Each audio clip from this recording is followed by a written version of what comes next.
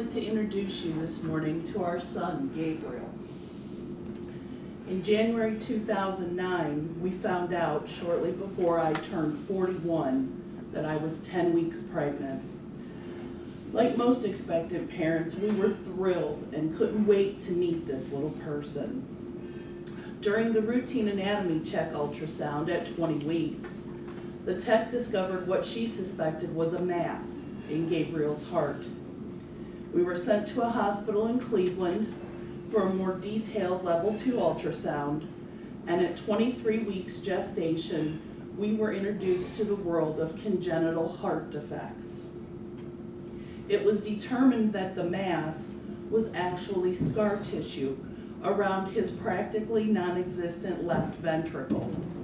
The official diagnosis was hypoplastic left heart syndrome, a rare and serious congenital heart defect where the left side of the heart does not develop properly and the left ventricle of his heart was too small to serve its function of delivering oxygen-rich blood to the aorta to be distributed to the rest of his body.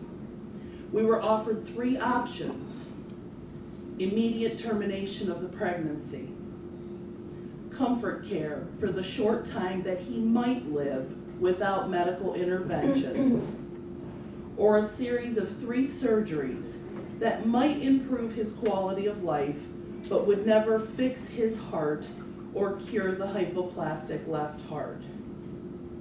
It had taken us 18 years to conceive Gabriel, and according to what we had been told and what we were finding online, no matter what decision we made, he had just been handed a death sentence. However, thanks to an email from a family member, we found an alternative series of surgeries at a children's hospital in Columbus. We chose to take this route because it would give Gabriel a little more time to grow and thrive before having to undergo major open heart surgery that would involve stopping his heart and putting him on the heart-lung bypass machine. At 9 days old, he had his first surgery. They placed bands on his pulmonary arteries to balance the blood flow to his lungs and body. They also put 2 stents into his heart to aid his circulation by maintaining the connection to the aorta. 9 days later, the final part of this procedure was completed. It's called a balloon atrial septostomy.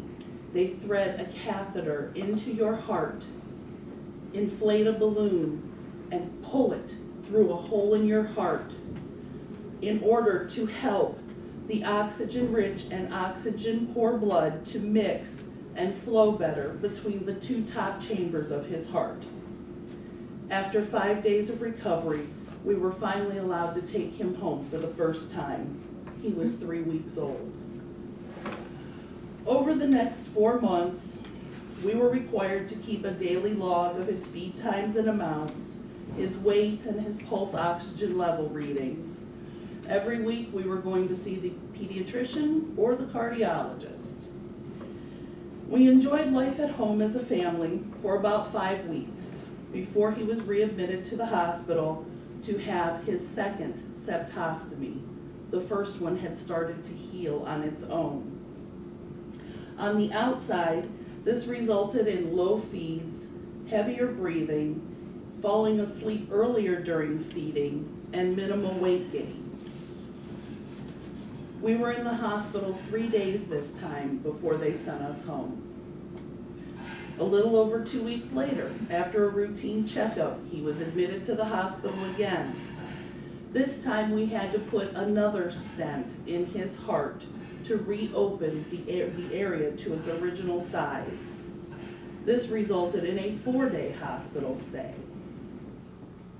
Approximately 5 weeks later, Gabriel was admitted to the hospital for the last time.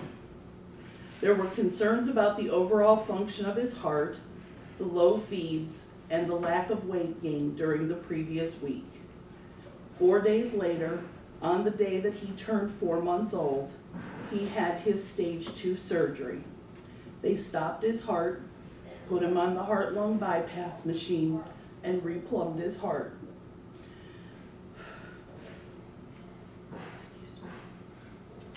He was in the operating room for about 8 hours, and we got to see him for about 5 minutes that night.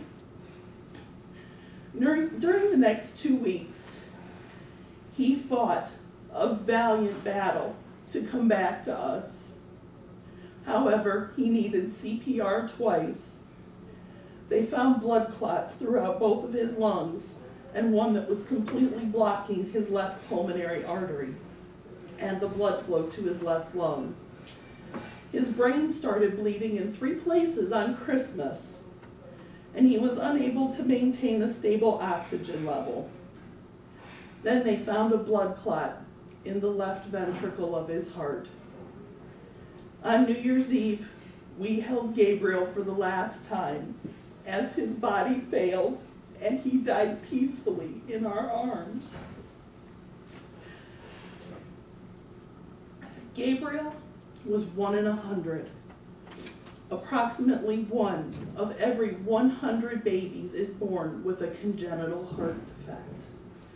This is the most common birth defect in the world and is the leading cause of birth defect-related deaths, yet there is no funding or very minimal funding for the research and the detection of congenital heart defects. Each year, approximately 40,000 babies are born in the United States alone with a congenital heart defect. That's 4 babies every hour, every day, for a year. I'm involved with the American Heart Association because of their Legacy of Life Foundation. It is their endowment fund for congenital heart defect research and provides a perpetual funding source so that we can detect these defects earlier, so that we can find out what makes them happen, so that maybe someday they can be prevented and no parent has to be left wondering why. Thank you.